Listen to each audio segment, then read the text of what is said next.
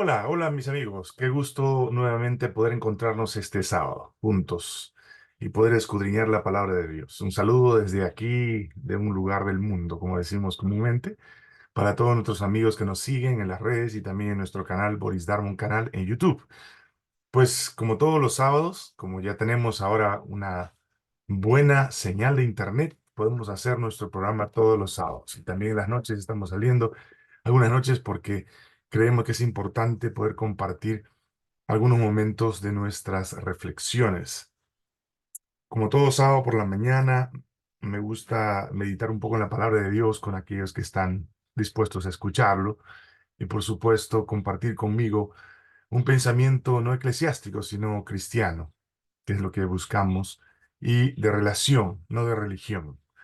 La religión cansa, la religión limita, la religión agota, la religión acusa, la relación abre oportunidad, perdona, descubre lo más íntimo de nosotros y nos vuelve a Cristo como nuestro único y suficiente reformador de vida. Por esa razón, este programa tiene un objetivo netamente personal y de relación con Cristo. Una de las preguntas que yo siempre me hago, continuando un poco con el tema del sábado pasado, es que muchos de nosotros como que vivimos un cristianismo esperando ver en los demás cambios, señales de que esa persona ya es ahora un buen cristiano. Como si nosotros fuéramos los que realmente determinamos si un cristiano debe o no debe practicar tal o cual cosa y con eso tener acceso a la salvación. Hemos mencionado en otras ocasiones, en nuestros mensajes y alocuciones pasadas, de que nuestras acciones no sirven para nuestra salvación. La misma palabra de Dios dice que nuestra justicia es como trapos de inmundicia. Otra cosa que dice la palabra de Dios es de que no necesitamos que alguien nos juzgue para poder determinar qué tipo de cristianismo tenemos o si somos o no cristianos. El apóstol Pablo mismo dice que ¿quién te puso a ti como juez de tu hermano para acusar o para determinar cuál es el comportamiento que según tú es el comportamiento que Dios acepta? Entonces, parece que esta actitud de querer encontrar en los demás una forma de actuar, ese pensamiento de querer normar o de alguna manera afirmar o negar el comportamiento de otra persona para poder decir que es o no es un cristiano, es una señal que los seres humanos pedimos. Sin embargo, en la palabra de Dios no lo llama seres humanos, lo llama generación incrédula. Una de las cosas que me ha pasado a mí cuando trabajaba como líder religioso es que muchas veces he visto personas que vienen a entregar su vida a Jesús en las aguas del bautismo, que es una confirmación de su decisión de seguir a Jesús, vienen generalmente sin hacer muchos cambios en sus vidas, sin haber desarrollado un tipo de comportamiento o hábitos que generalmente podrían ser, eh, diríamos, evidencias de que la persona sí debe o no debe bautizarse o entregar su vida a Jesús en las aguas del bautismo. Muchas veces en una junta de congregación hemos presentado un nombre y alguna persona por ahí haya dicho, no, no, no, esa persona todavía no ha mostrado señal de que es un cristiano convertido. Entonces, la pregunta que yo me hago es, ¿qué señal piden los incrédulos, esta generación incrédula, para certificar o creer que un cristiano está capacitado para poder alcanzar la salvación o recibir la aprobación de una congregación para decir, tú puedes ser parte de nosotros? Mencionaba una de estas noches que en alguna congregación alguien dijo que eh, quizás tratando de buscarle una razón a su congregación y entendiendo de que él ya ha sido transformado, que él ya forma parte de la élite de la congregación, se había olvidado de que él cuando no era cristiano, cuando no era miembro de esa iglesia, tuvieron misericordia con él, porque él era un hombre totalmente rechazado para el pensamiento religioso en la cual ahora él estaba. Pero ahora convertido, Él se convertía en un, valga la redundancia, se había convertido en un juzgador de aquellos nuevos que querían ingresar a su congregación, como el fiscal que determina quién y quién no debe entrar en su congregación. Y lastimosamente, la Biblia lo llama a eso generación incrédula. A Jesús le pasaba eso. Cuando Jesús estaba caminando por las aldeas, generalmente la gente le preguntaba si era realmente el Hijo de Dios y pedían señal. Y en el capítulo 12 del libro de San Mateo encontramos nosotros un párrafo en el versículo 38, perdón, y Jesús menciona lo siguiente. Entonces respondieron algunos de los escribas y fariseos diciendo, Maestro, deseamos ver de ti una señal. Y respondió Jesús y les dijo, la generación mala y adúltera, incrédula, demanda señal, pero señal no le será dada, sino la señal del profeta Jonás. Y cuando relata la siguiente parte del mensaje, refiere a la experiencia de Jonás en el vientre del pez. Y por supuesto, esto no era otra cosa más que la profecía de la muerte del Hijo de Dios, el que estaría en la tumba durante 3 días, como sucedió en la muerte de Jesús. Por eso dice, menciona allí que la señal de Jonás sería dada. Ahí estará el Hijo del Hombre, dice, en el corazón de la tierra 3 días y 3 noches, cuando menciona lo que sucedería con él. Tal vez muchas de las personas que formamos parte de algún grupo religioso, formábamos parte de un grupo religioso, generalmente estábamos atentos a la forma en que las personas mostraban sus cambios, su forma de comportamiento después de conocer la palabra de Dios. Y alguna de las cosas que buscábamos de ellos es, hermano, pues ya deja de tomar, o deja de fumar, o deja de ser fornicario o adúltero, ¿no? Generalmente andábamos detrás de las personas juzgando. O, como a las damas, muchas veces, el día que se bautizan, algunas de ellas ya no pueden usar aretes, no se pueden pintar los labios, ni arreglarse las uñas, tienen que andar con ropas, poco más arrastrando el suelo, estoy exagerando, pero generalmente hay personas que tienen ese tipo de juzgamiento o cierto tipo de parámetros para las personas que se convierten al Evangelio. Otra de las cosas que sucede normalmente es, hey, llegas tarde a la iglesia, que tu cristianismo no es un cristianismo elocuente, ¿por qué llegas tarde? Muchas personas ni siquiera saben qué es lo que sucede en la casa de la persona, si de repente tiene niños, o tiene un papá enfermo, o un esposo, o un familiar a quien aloja y tiene que alimentar, qué sé yo, tiene animalitos, tiene eh, seres que cuidar, y quién sabe, no sé, vive en una zona peligrosa y no puede dejar la casa así nomás descubierta, etcétera, etcétera. Razones muchas hay, pero esta generación incrédula, adúltera, esta generación mala, anda pidiendo señales a los cristianos para demostrar ante ellos que estos son cristianos de verdad, que tienen sus comportamientos, que sus comportamientos demuestran que ellos tienen un cambio en su vida. Es cierto que los cambios deben suceder en la vida del ser humano, pero no de acuerdo a tu opinión, no de acuerdo a tus parámetros, sino de acuerdo a los parámetros que el Espíritu Santo va produciendo en el corazón de la persona. No sé si se han dado cuenta ustedes que en primavera aparecen las flores y las plantas, muchas de ellas tienen sus flores, y después las flores se caen y comienzan a aparecer los frutos. Y a pesar de haber comenzado las flores al mismo tiempo en todo el árbol, a la hora de coger los frutos para poder consumirlos, no todos están maduros. No todos los que en primavera produjeron flores son aquellos que en, qué sé yo, verano los comemos todos juntos o están maduros todos al mismo tiempo. En el cristianismo no hay parámetros de medición, hay parámetros de comunión. Y una de las cosas que sucede con el ser humano cuando se convierte a Cristo o conoce a Cristo es que los cambios se comienzan a dar, pero se comienzan a dar en función de su conocimiento. Su conocimiento produce fe y esa fe comienza a producir cambios. El Espíritu Santo comienza a obrar en el corazón de la persona. Y no necesita, escúchame bien, fariseo o farisea que me estás escuchando, No necesita tu aprobación. No necesita que tú digas, ah, ese hermano está, uy, qué bárbaro, cómo está convertido.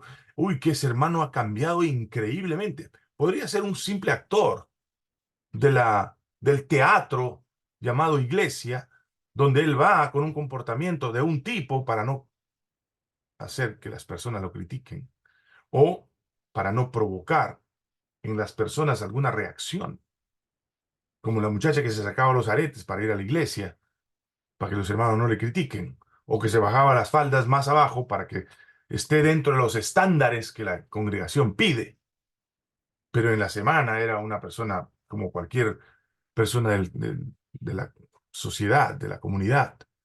Entonces es importante que nosotros como cristianos, que establecemos nuestro cristianismo no en una religión, sino una relación con Cristo, individual, personal, de lucha individual, de trabajo individual, de dedicación individual, porque ese es el cristianismo. El cristianismo no es eclesiástico. La iglesia debería solamente tener una función pedagógica, no una función comportamental. La iglesia puede enseñar, pero no puede estar con, a ver, controlando o creyendo que la iglesia construye los comportamientos de las personas desde afuera, cuando realmente lo que se construye en el ser humano es desde adentro. Muchas veces lo he usado como ejemplo, si tú quieres que no sé, te cae mal unas naranjas que hay en tu huerta y quieres que esa naranja se convierta en peras y tú le pones una cantidad de frutos de peras alrededor de las ramas del árbol, vas a darte cuenta que en medio de las peras que ya se están secando o posiblemente pudriendo, van a aparecer naranjas otra vez, porque el árbol es naranja. Tú no puedes cambiar la vida de las personas porque los llevas a la iglesia, a un culto congregacional o te reúnes con ellos a dar un estudio bíblico. Esa es la parte pedagógica. La iglesia puede cumplir con esa parte pedagógica. Jesús lo hacía. Cuando fue a Nazaret, se levantó a leer y leyó las escrituras y les enseñó a ellos lo que las escrituras decían. No esperaba que ellos se comportaran como normalmente los fariseos esperaban que se comporten los seres humanos dentro de la congregación o de la iglesia, del edificio de la iglesia, a eso me refiero, ¿no? No era la idea de Jesús de que ellos tuvieran un comportamiento ante él que fuera adecuado, que fuera aceptable. Muchos de ellos eran buenos judíos que practicaban muy bien la ley judía. Conocemos el caso del joven rico. Pero algo pasaba con él. Cumplía la ley, pero no tenía relación. Estaba en la iglesia, estaba en la sinagoga todo el tiempo. Cumplía todos los reglamentos que el judaísmo le había enseñado, pero él tenía un problema de relación. No tenía una vida de caminar con Cristo, de experimentar una relación con Él. Entonces es muy importante entender de que lo que tú creas respecto al cristianismo de otra persona, porque tú ves con tus ojos críticos aquello que según tú te demuestra que es un cristiano, estás equivocado. La generación mala y adúltera, incrédula, demanda señal. Tú quieres señal de los hermanos para que sepas si el hermano es o no es cristiano.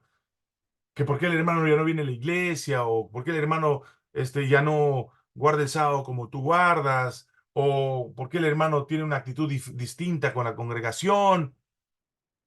Eso no te incumbe a ti. Más bien analiza tú por qué de repente ese hermano se está yendo.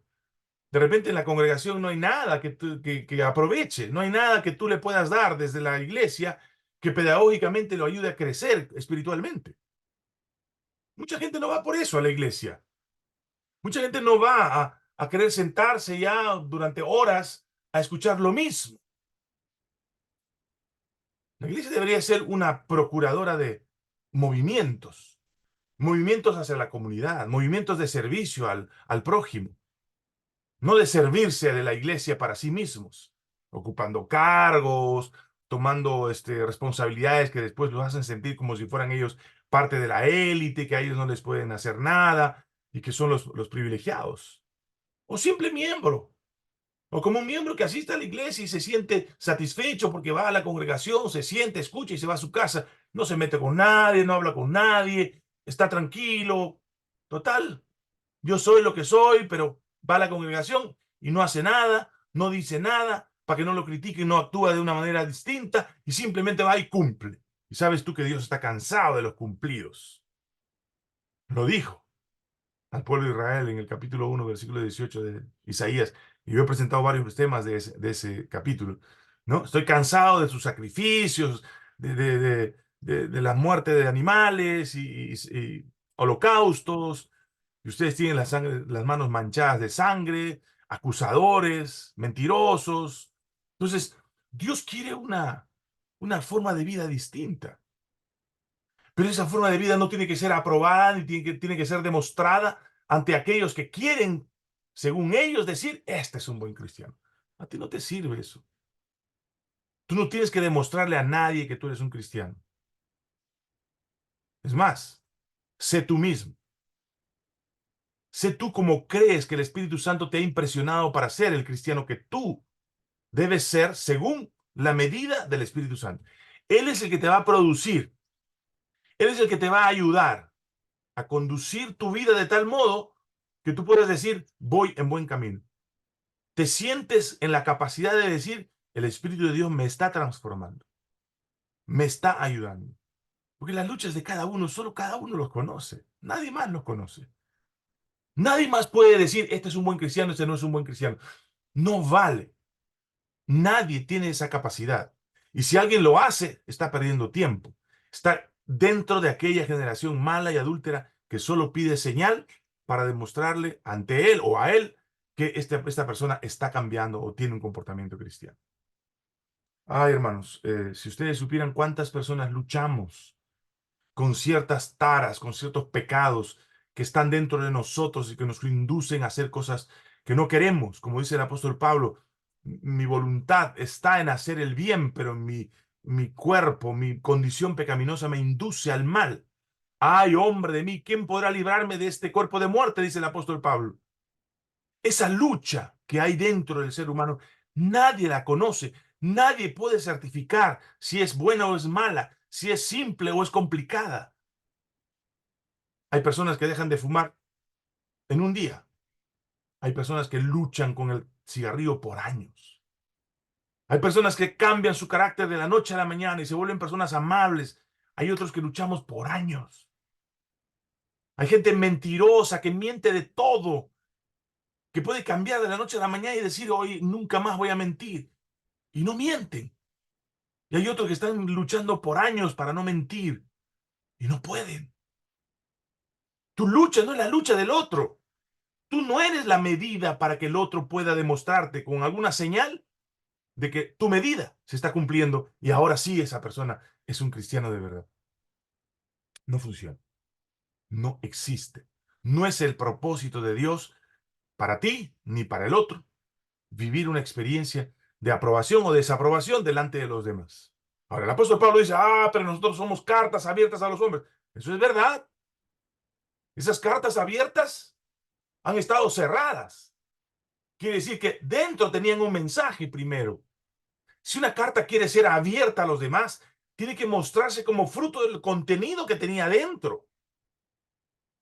Y no de la exigencia que tiene afuera. Yo quiero que en esa carta se diga tal cosa, tal cosa, tal cosa. Entonces esa carta es valiosa. Si no dice eso, no sirve. No, no, no. Una carta es escrita por su autor. El autor del comportamiento del ser humano por dentro es el Espíritu de Dios, en comunión con la persona.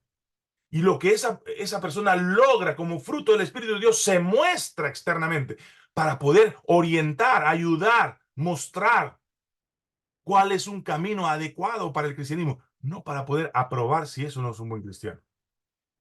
Hemos utilizado mal el concepto de tenemos que ser diferentes.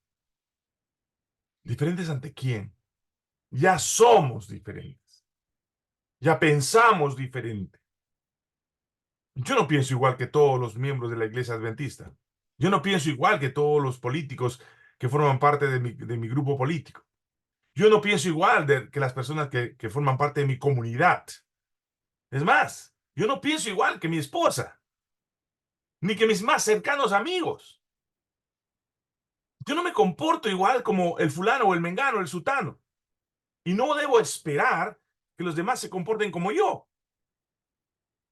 Debo esperar que cada uno valore lo suyo y mantenga su principio de libertad hasta cuando comience la libertad del otro.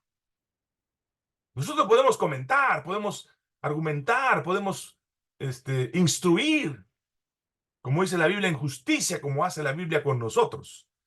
Pero no podemos pedir señal a la otra persona para que yo pueda estar satisfecho y decir, este es un buen cristiano, este sí que es un buen cristiano, mira lo que hace. Yo no voy a decir las experiencias que he tenido con hermanos que son muy, muy trabajadores, puntuales, líderes en la iglesia. No voy a hablar de esas cosas, ustedes lo saben. Muchos que han tenido cargos importantísimos en la congregación, con comportamientos loables delante del público, no eran, no eran a solas con Dios. Entonces, si tú no puedes pedir señal a las personas y decir, yo apruebo a ese hermano, yo comulgo con él porque él hace lo mismo que yo hago, o él se parece a mí, por eso su cristianismo es bueno. Nada que ver, no funciona así. No pidas señal a otros y señal que tú mismo no das como fruto del Espíritu de Dios. Si es como fruto del Espíritu de Dios, maravilloso.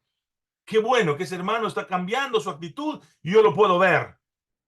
Pero el que tú lo veas, el que tú estés satisfecho con su cambio, no lo califica como un buen o mal cristiano, porque tú no eres la medida. La generación mala e incrédula, adúltera, pide señal. Hermano, tienes que demostrar que has sido bautizado. Hermano, tienes que demostrar que eres un líder. Hermano, tienes que demostrar que eres un cristiano. Eso no es tu trabajo. Tu trabajo es pedagógico, enseñar cuál es el camino, qué buscas. Y esa búsqueda debe ser o debe terminar en la comunión con Cristo, en el encuentro con Él. El que lleva a un hermano del error y lo lleva a Cristo, salva un alma de muerte, dice la palabra de Dios. Ojalá que esta reflexión nos ayude a cada uno de nosotros a pensar un poco en que no debemos vivir tratando de encontrarle en la vida de las otras personas alguna cosa que nosotros finalmente digamos o queramos aprobar como que fuéramos jueces o fiscales de la vida de los demás, que ese cristiano es o no es un cristiano. ¿Y de qué medida? ¿De la medida de quién? Tú y yo nos conocemos individualmente cuando los demás no nos ven. Sabemos quiénes somos. Eso es lo más importante. No es lo que la gente nos dice que somos, sino lo que nosotros sabemos, quiénes somos por dentro, cuáles son nuestras luchas, cuáles son nuestras peleas individuales. Los promotores, motivadores del éxito, del emprendimiento, mencionan y dicen que tú tienes el poder. Sí, porque tienes la capacidad libre de elegir. Ese es tu poder. Tú puedes elegir ser un fiscal, un juzgador de tus hermanos, o un calificador del cristianismo de los hermanos, o puedes ser un humilde servidor de Dios, ayudando a otros a la reflexión, a buscar en Cristo la comunión que tanto necesitamos para poder crecer como cristianos. Tenemos el poder de poder elegir, de poder decidir con quién queremos estar.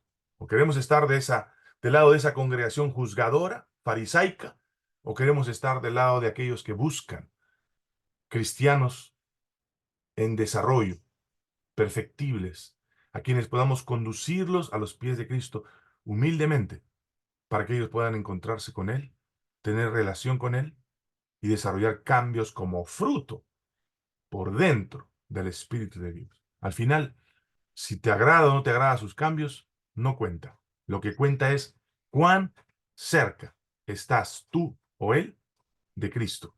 Y eso no lo sabe nadie más que cada persona que entra en su aposento en secreto y habla con Dios y establece una comunión personal con Él. Busquemos el camino de la conducción de estos cristianos, de estos hermanos, de estos hijos de Dios a los pies de Jesús. No busquemos la condición del fiscal, del acusador, del fariseo, que dice yo estoy bien porque yo no tengo nada que nadie que me acuse y así estoy satisfecho.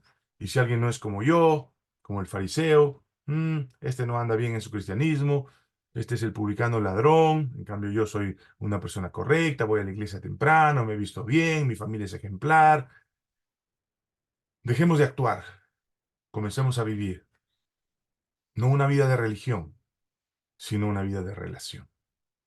Que Dios nos bendiga a todos. Es mi deseo enseñar primero a mí y luego también a los demás, para que juntos podamos en este camino de peregrinaje, unidos a las manos de Cristo, a los pies sangrantes de Cristo, alcanzar un día la salvación, no por nuestros méritos, sino por la comunión y la relación personal con nuestro Salvador. Padre amado, te damos gracias por el mensaje de esta mañana. Gracias porque de alguna manera este mensaje también es para mí y necesito, pero también para mis hermanos que están sufriendo la crítica por sus errores, el dolor por el desmembramiento que muchas veces sufren por algún pecado que han cometido.